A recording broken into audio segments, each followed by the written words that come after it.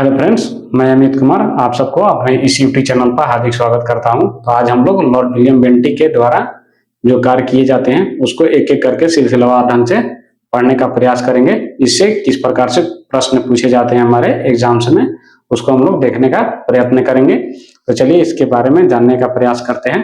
तो देखते हैं कि लॉर्ड विलियम बेंटिक का जो शासनकाल है वो 1828 से 1835 के बीच में रहता है। और इन्हीं बीच में बहुत सारे ऐसे कार्य होते हैं जो हमारे भारतीय समाज पर आज तक इसके प्रभाव देखने को मिलते हैं। तो एक एक पॉइंट को हम लोग डिटेल्स में समझते हैं। पहला देखते हैं कि सती प्रथा पर इसके द्वारा 1829 में 4 दिसंबर को रोक लगा दी जाती है। ठीक है, इसके बैकग्राउंड में समझे, यानी सती प्रथा जो भारत की एक कुप्रथा रही थी उसको समझने का प्रयास करते हैं। तो सती प्रथा का पहला जो उल्लेख है ये हम लोग देखते हैं भानुगुप्त का एरन अभिलेख में। एरन अभिलेख जो 510 से 12 एडी के बीच का है, इसमें पहली बार सती प्रथा के बारे में जिक्र मिलता है। इसके अलावा देखें तो अकबर के द्वारा 1582 ईस्वी में, इस सब डेट को आप लोग ध्यान से सुनेंगे, 1582 ईस्वी में अकबर के द्वारा सती प्रथा पर रोक लगाने के लिए और अपने साम्राज्य में पूर्णतः इसको बंद करने के लिए बहुत सारे ऐसे प्रावधान किए जाते हैं।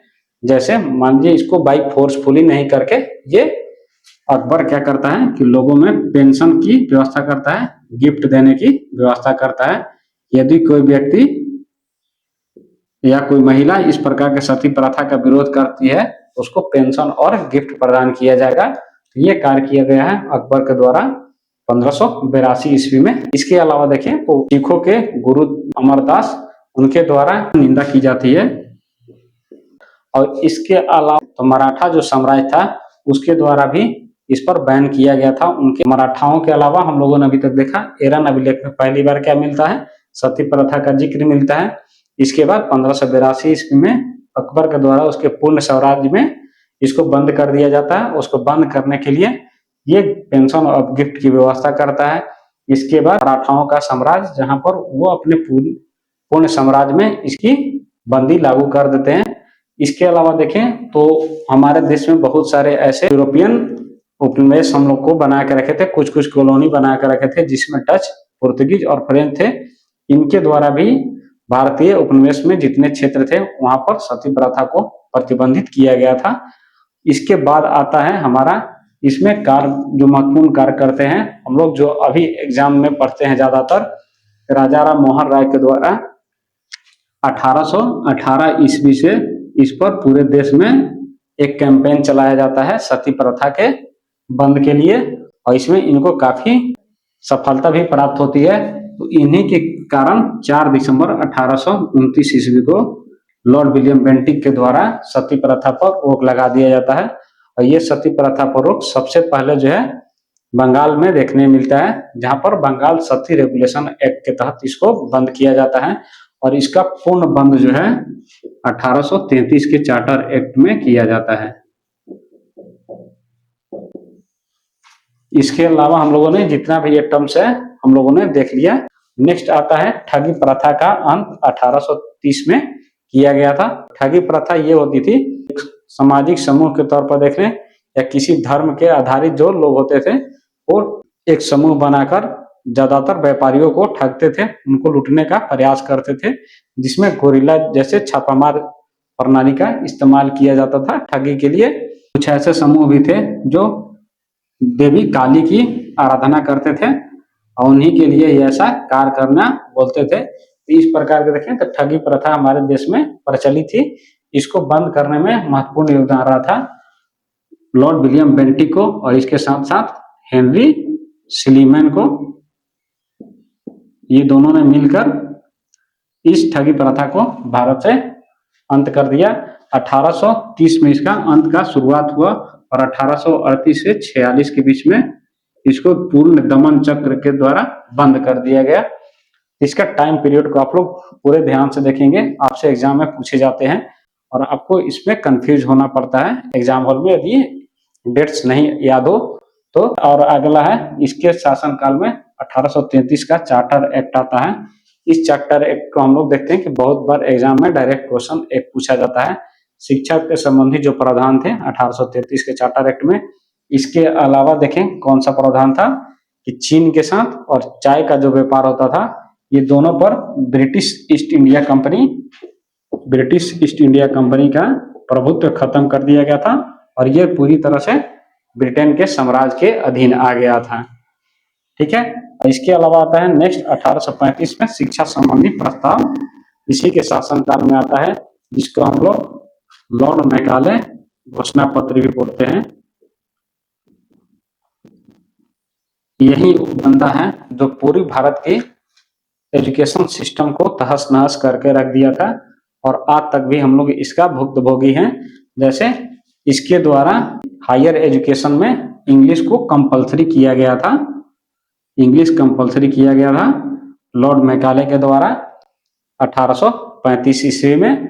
और इसी का आजकल हम लोग देखते हैं कि मैक्सिमम स्टूडेंट जो हैं और टीचर इंग्लिश मीडियम में ही हायर एजुकेशन में पढ़ते हैं, जैसे इंजीनियरिंग कॉलेजेस में, मेडिकल कॉलेज में, इन सभी जगहों पर हम लोग ज्यादातर इंग्लिश मीडियम का ही प्रयोग करते हैं। इसी का दिया हुआ ये सारी सिस्टम है। इसका मानना था कि ब्रिटेन का एक लाइब्रेरी के जितनी भी नॉलेज है पूरे भारतीय समाज के नॉलेज से ज्यादा है। इस तरह से ये हमारे बीच में जो है कुंठित भावना का प्रयास करता था।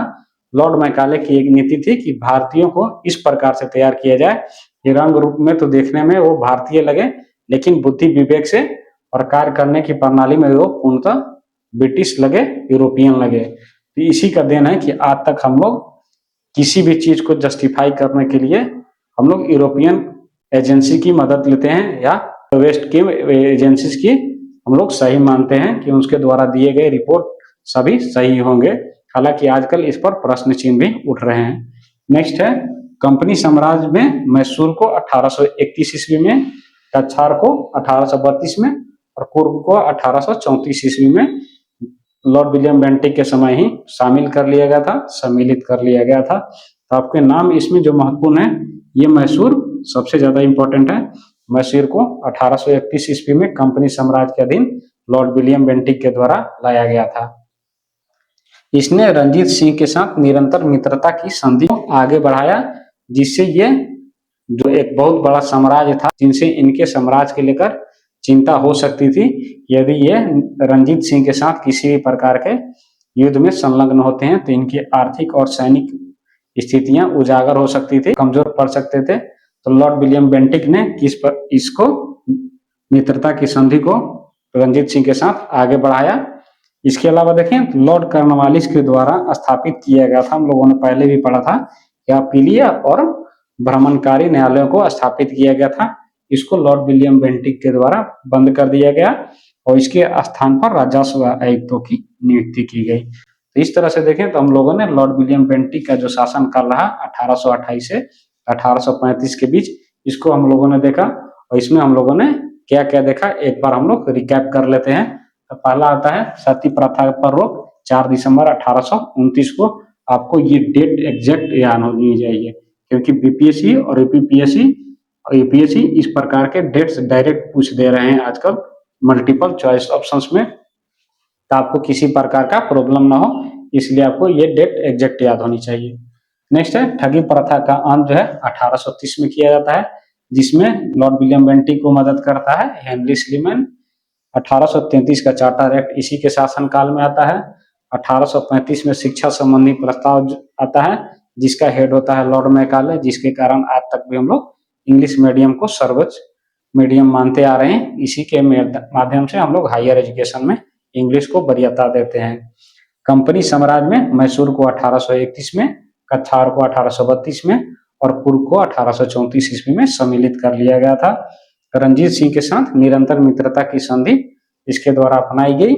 नेक्स्ट है लॉर्ड कॉर्नवालिस द्वारा जो स्थापित किए गए थे अपीलीय न्यायालय और भ्रमणकारी न्यायालयों को बंद कर दिया गया, समाप्त कर दिया गया, उनके जगह पर राजस्व आयुक्तों की नियुक्ति कर दी गई। तो हम लोगों ने इतना देख लिया, इससे ज्यादा आपके एग्जाम में आने की संभावना लॉर्ड विलियम बेंटिक से कम हमको दिखती है। यदि आप लोग को किसी प्रकार का डाउट होता है तो आप लोग अपना कमेंट सेक्शन में मेंशन कर सकते हैं, हम उसको सॉल्व करने का प्रयास करेंगे। यदि ये वीडियो अच्छा लगा आपने यहाँ तक देख लिया है तो दोस्तों में शेयर करें, चैनल को सब्सक्राइब जरूर करें। मिलते हैं नेक्स्ट वीडियो के साथ, तब तक के लिए जय हिंद।